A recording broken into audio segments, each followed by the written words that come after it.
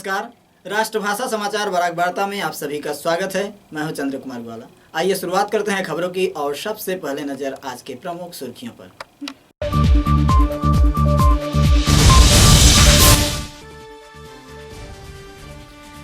परिवार के आर्थिक संकट को देख पढ़ाई के साथ काम करने जुट गया कक्षा 5 का छात्र जीत दास। दिन भर मूर्ति बनाने के बाद रात में करता है पढ़ाई।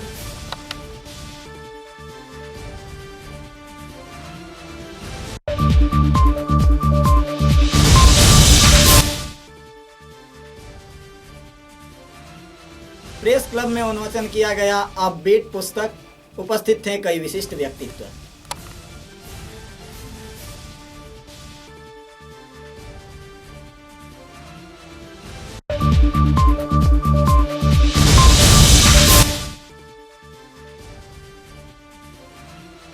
आने वाले चुनाव में काटीगोड़ा विधानसभा केंद्र से अपना तकदीर आजमाने जा रहे हैं उत्तम कुमार नाथ। भाजपा दल की ओर से चुनाव में करेंगे प्रतिद्वंदिता। और अब रुख करते हैं विस्तारित समाचारों की ओर। गरीबी के चलते लगभग 10-11 साल के जीतनाथ ने खुद को नियोजित किया मूर्ति बनाने के कामों में। बराक वार्ता के संवादिक प्रतिनिधि के साथ बात करते हुए इस बच्चे ने बताया कि लंबे लॉकडाउन के चलते उसके माता पिता की पुलाव के दुकान में आमदनी बिल्कुल ठप हो चुका था। तभी उसमें उनके साथ परिवार चलाने में अपना सहयोग बांटने का भावना जगी। सिलचर वकील बाजार में मंतब स्कूल के 5वीं कक्षा के इस छात्र ने बताया कि दिन में काम करने के बाद वो रात को अपना पढ़ाई करता है। जीत देवनाथ, আমার ঘর হলো 17 নম্বর গলি বিবেকানন্দ মাতৃ মন্দিরের সামনে। और আমি পরে উকিল বাজার মত্তব 5-এ আমি বানিয়ে দিয়েছি। ওটাকে বানাবার কেন রাখবার জন্য রেখেছি আমি, কেন সুন্দর জন্য। ওটাকে বানালেও ওটা ঠাকুর হয়ে যাবে, তার জন্য আমি ঠাকুরের জন্য বানিয়েছি ওটা। এটা হলো গণেশ মূর্তি। এটা আমি যেরকম পেরেছি এরকমই বানিয়েছি। তো আমি আমার মা বাবা এখানে এখন দিন রাত খাটায়, এখানে পয়সাও কিছু হয় না, আগের মতো তো এখন হইতে পারে না। তার জন্য আমি এখন স্কুল বন্ধ রোদে রোদে ঘুরে কী করবো। টিউশনও তখন মানুষের করোনার জন্য রাখে না, তার জন্য আমি এখন স্কুল বন্ধ। তারা বললো রোদে রোদে ঘুরছিস কেন, আমাদের এখানে এসে যা, কাম করবি। তার জন্য আমি এখানে এসে 2টা টাকাও পেলাম, মা বাবাকে দিলাম, আর এখানে শিখলামও মূর্তির কাজটা। তার জন্য আমি এখানে এসেছি। রাতে পড়াশোনা আর দিনে মূর্তির কাজ, এরকম হয়। হ্যাঁ, তার জন্যই আমি এই কাজটা করি। जाने माने कवि और विशिष्ट संवादिक अतिन दास के उपस्थिति में सिलचर प्रेस क्लब में उन्मोचन किया गया अपबीट पुस्तक। आयोजित कार्यक्रम में सिलचर प्रेस क्लब के संपादक शंकर देव, इस पुस्तक के संपादक चिन्मयनाथ, शंकर दास, सुबीर दत्त के साथ कई और बड़े हस्तीगण उपस्थित रहे।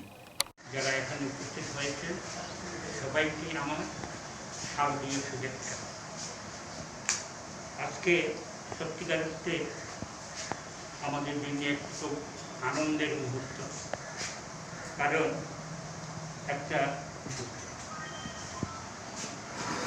আপনারা জানেন পত্রিকা আর লিটিল ম্যাগাজিন এর মধ্যে অনেক পার্থক্য আছে।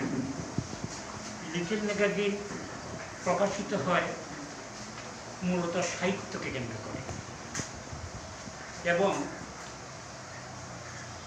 শুধু বাংলাই নয়, যে সাহিত্য সৃষ্টি হয়েছে তার মূলে রয়েছে কিন্তু সেই লিটিল ম্যাগাজিন। প্রতিষ্ঠিত পত্রপত্রিকায় নূতন লেখকরা সহজে স্থান পান না। তখন যাদের ভিতরে আগুন আছে, যারা সাহিত্য করে, তাদের সম্পর্কে রবীন্দ্রনাথ বলছিলেন যে অলৌকিক আনন্দের বার যাহার হৃদয়ে আছে এবং যার দহন অনিবার্য, সেটা প্রকাশের জন্য সে সাহিত্য করে। সুতরাং সেই প্রকাশের মাধ্যম হিসেবে এই ছোটো পত্রিকার শুরু। এই শিলচরে এই ছোটো পত্রিকার লিটিল ম্যাগাজিনের যেটা আন্দোলন, সেটা আমরাই শুরু করেছিলাম। 1947 ইংরেজিতে স্বাধীনতা হয়েছে এবং 1947 সাল পর্যন্ত এখানে কোনো লিটল ম্যাগাজিন প্রকাশিত হয়।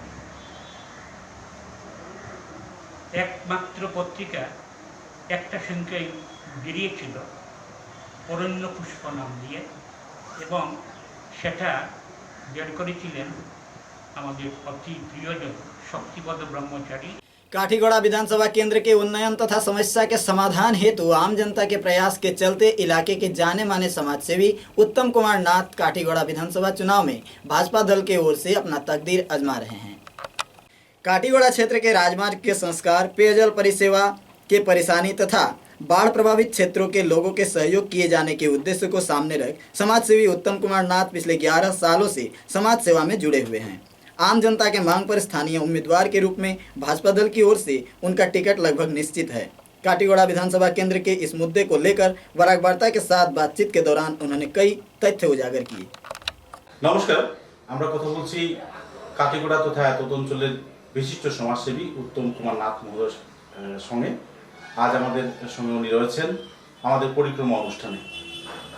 বিধানসভা নির্বাচনকে ঘিরে উত্তাপ বাড়ছে কাঠিগোড়ায়। বিভিন্ন ক্ষেত্রে বিভিন্ন এলাকার যারা প্রতিনিধি রয়েছেন তারা তাদের ভাগ্য এখানে খুঁজছেন, কিন্তু স্থানীয় মানুষদের চাহিদা হচ্ছে কি স্থানীয় বিধায়ক তাদের চাই। দেখা গেছে বিভিন্ন সময়ে বিভিন্ন বহিরাগত কিছু বিধায়করা এখানে বিজয়ী হয়েছেন, কিন্তু তেমন কোনো কাজ করেনি। আজকে আমরা উত্তম কুমার নাথ মহোদয়ের সঙ্গে বিশেষভাবে কথা বলবো এইসব কিছু সমস্যা নিয়ে এবং কাঠিগোড়ার উন্নয়ন নিয়ে। তো দাদা, প্রথমে আপনাকে আমাদের এই পরিক্রমা অনুষ্ঠানে স্বাগত জানাচ্ছি। আপনার কাছে প্রথম প্রশ্নটা আমার এটাই থাকবে, এই যে সমাজ সেবার কাজটা আমরা দেখে আসছি বিগত 20 বছর ধরে শুরু করেছেন, 10-11 বছর ধরে আপনি বিভিন্ন জায়গায় সেবামূলক কাজ চালিয়ে যাচ্ছেন, সেটার উদ্দেশ্যটা কি ছিল? সবাইকে আমি জানাই, আমার মেন উদ্দেশ্য আমার এরিয়াটার একটু ডেভেলপ করা। যেহেতু আমি বাইরে ছিলাম, এখনো আছি, কিন্তু আমার এই এরিয়ার পরিস্থিতি দেখে আমার মনের মধ্যে এতটুকু খারাপ লাগছে যে বিগত স্বাধীনতা দিবসের আজকে প্রায় 70-75 বছর হইতে চলছে, কিন্তু আমাদের সেই আগের মতোই একটু চেঞ্জ হয়েছে, নাইলে সেই আগের মতোই চলে আসছে। আর আমি চাই যেমন আমাদের এখানে যুবা যারা আছে প্রপার কোনো গাইডেন্স বা কোনো ফ্যাসিলিটি পায় না, এবং মহিলারা যারা আছে তারা ঠিকমতো তারা যেটা প্রাপ্য ওইটা পায় না। কৃষক যারা আছে তারা যতটুকু গভর্নমেন্ট থেকে হেল্প পাওয়ার অতটুকু পায় না। নানান ক্ষেত্রে আমি দেখছি তারা প্রপার গাইডেন্স পায় না বা যেটুকু হেল্প পাওয়ার পায় না। অন্যান্য জায়গাতে দেখছি তো অনেক পায়, কিন্তু আমরা এরিয়াতে পাই না। এগুলা কতগুলা জিনিস দেখে আমার মনে ভাবলাম যে আমি সমাজের কাজে একটু আগাই। একজন দুজন না আগাইলে তো এরিয়াটা ডেভেলপ হইতে পারে না। তাই আমার ইচ্ছে সমাজটা একটু উন্নতি করার চেষ্টা। বিগত আমি 11-12 বছর থেকে কাজ করে চলে আসছি। অরিজিনাল আমার মুখ্য কাজ হইলো আমার, যেমন আমি ছোট একটা চাকরি করি আর মিসেস নামে একটা ব্যবসা আছে, অল্প স্বল্প কাজ, ওইটা থেকে প্রফিট পাই। এগুলা দিয়ে আমার একটু সাহায্য করি যে যারা অবস্থা খারাপ, গরিব। এরপরে আমার মন্দিরের সঙ্গে আমার খুব একটি বিশেষ সম্পর্ক, বেশি পারি না। আর এর মধ্যে মন্দিরের যেটা আমি বলছি আর কি, মন্দিরে আমি ভাবি যেমন আমি যদি আমার তরফ থেকে একটা ইটাও যদি আমি সাহায্য করি একটা মন্দিরে, তো ওইটা আমি ভাবো আমার জীবনের সফল একটা অংশ। কারণ আমি একটা সাদা কুপন নিয়ে যাইবো, কিন্তু আমার এই মন্দিরের এইটাটা থাকবো। আশা করি যতদিন পর্যন্ত দুনিয়া থাকবো ততদিন পর্যন্ত এইটাটাও থাকবো। ওইটাই আমার मेन उद्देश्य। समाचारों में लेते हैं एक छोटी सी विराम।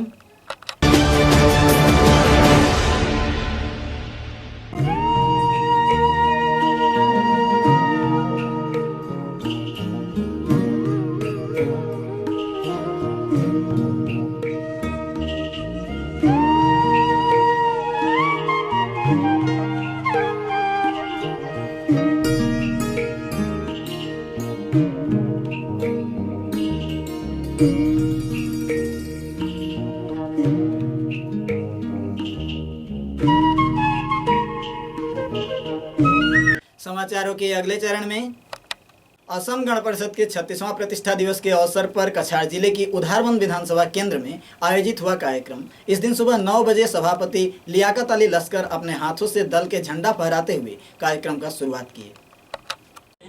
37তম প্রতিষ্ঠাতা দিবস পালন করা হয়। প্রথমে আমরা ফ্ল্যাগ হোস্টিং করেছি, তার সঙ্গে আমরা উদারবন তথা কাছাড় সমগ্র আসামের ডেভেলপমেন্ট নিয়ে বিভিন্ন আলোচনা হয়েছে। আমরা মিত্রজোট, যেহেতু আমরা মিত্রজোট সরকার, আমরা সবার উন্নয়নের জন্য আমরা সবার পাশে আছি, আমরা থাকবো। আমরা আজকে এটা প্রতিজ্ঞাবদ্ধ, এই বলি আমার বক্তব্য এখানে শেষ করলাম।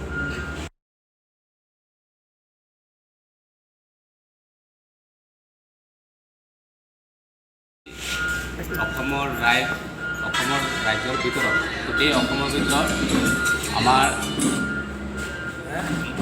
আসাম গণ পৰিষদ দলৰ 37তম প্ৰতিষ্ঠা দিৱস। এই প্ৰতিষ্ঠা দিৱস উধাৰবন সমষ্টি ৰাতিপুৱা 9টা বজাত ফ্লেগ হোষ্টিং কৰিছে আমাৰ দলৰ উধাৰবন সমষ্টিৰ সভাপতি মোহাম্মদ লিয়াকত আলী লস্কৰ আৰু আমাৰ যুৱ পৰিষদ দলৰ ভাতৃ দলৰ সভাপতি আজমল হুছেইন বৰবৈয়া আৰু ৰাজ্যৰ আমাৰ গোটেই কৰ্মীসকল উপস্থিত হয়। পতাকা উত্তোলন কৰা হ'ল আৰু আমাৰ দলৰ সভাপতি, সমষ্টিৰ দলৰ সভাপতি ফ্লেগ উদ্বোধনী কৰিছে আৰু আমাৰ ভাতৃৰ দলৰো সভাপতি উপস্থিত হৈ গোটেই অনুষ্ঠানটো ৰাতিপুৱা অনুষ্ঠান শুরু হ'ল আৰু আবেলি 10টা 30ত আমাৰ প্ৰতিষ্ঠা ফ্লেগ হোষ্টিংটো শেষ হৈছে।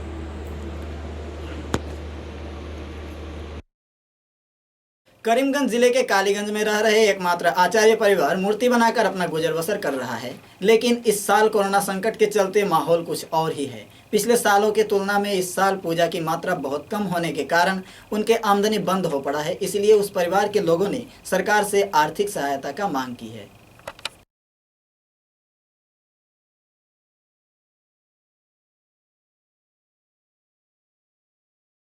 চার্জি সমাজের মধ্যে আমরাও মূর্তির কাজে দায়বদ্ধ। আর কোনো মূর্তির দোকানও নাই বা আমার ছেলেরাও করে। এই বছর করোনা ও লকডাউনের কারণে, মহামারীর কারণে এই দেশের যে গতি, এর থেকে দ্বিগুণ আমার ঘরের অবস্থা। এখানে এই দুটা বাচ্চার উপরে নির্ভরশীল করতো। আগে মূর্তির দোকান, এই মূর্তি আগে হইতো। অন্য বছর 30-35টা থাকতো।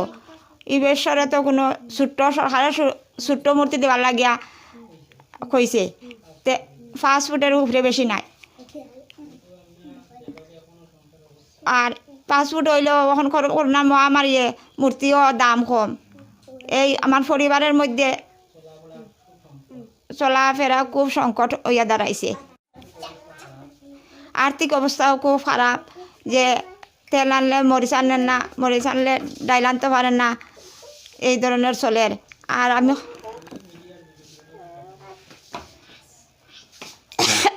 সরকারের কাছে কি অনুরোধ করবা?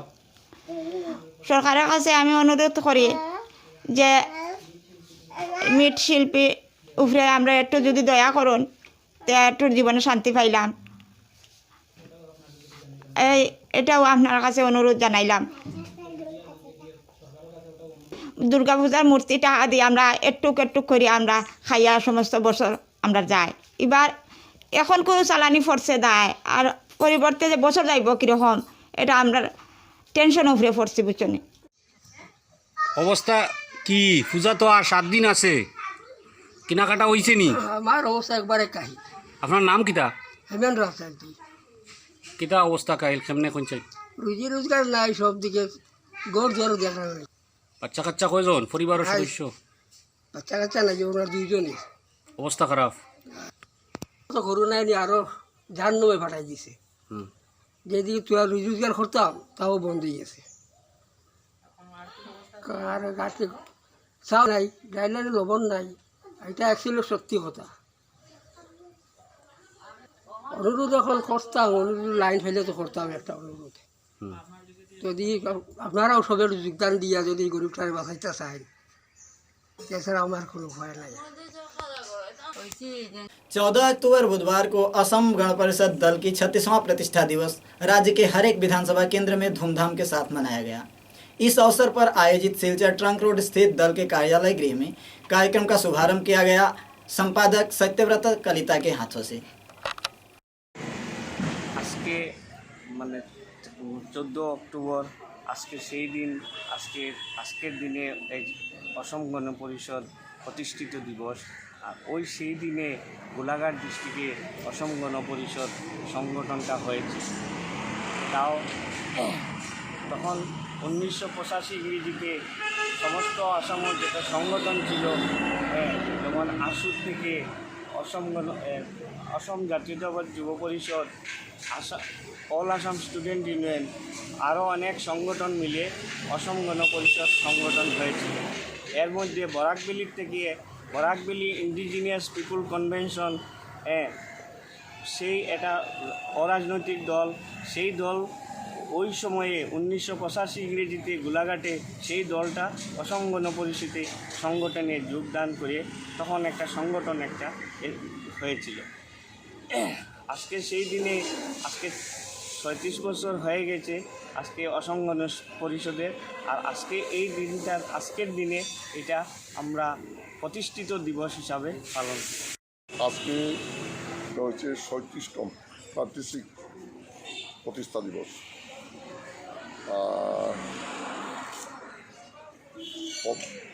1985 ইংরেজি 14 অক্টোবর গোলাঘাটে আমাদের এই প্রতিষ্ঠা দিবস পালন করা হচ্ছে।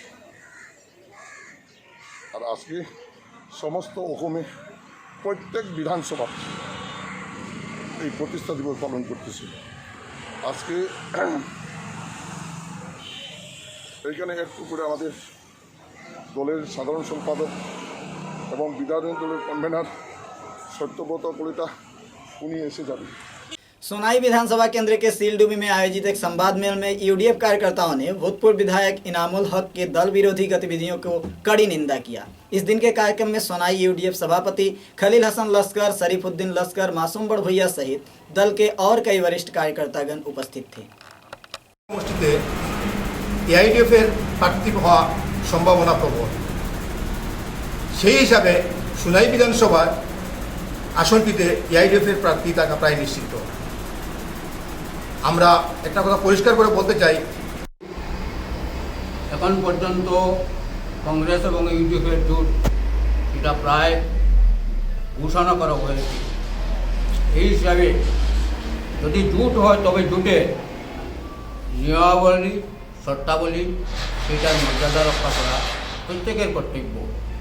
আমরা দুঃখিত যে আমাদের প্রাক্তন বিধায়ক এনামুল সাহেব একজন বয়োজ্যেষ্ঠ এবং বিজ্ঞ লোক হওয়া সত্ত্বেও তিনি সেইটা ভঙ্গ করেছেন। আমরা অনুরোধ করব যে তাকে এবং তার দলকে যাতে জোটের যে মর্যাদা সেটা রক্ষা করা চলা। আজকে আমাদের সম্মুখে समाचारों के अंत में बराक वार्ता की सुर्खियां एक बार फिर।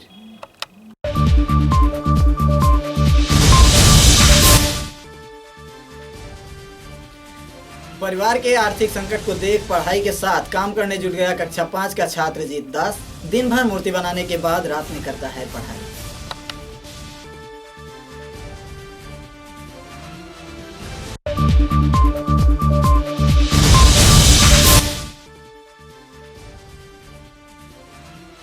प्रेस क्लब में उन्मोचन किया गया अपबीट पुस्तक। उपस्थित थे कई विशिष्ट व्यक्तित्व।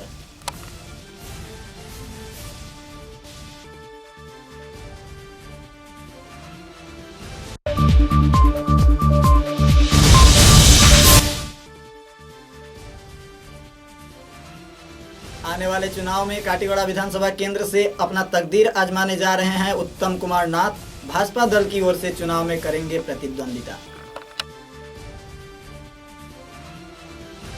अब तक के बराक वार्ता में बस इतना ही। नमस्कार।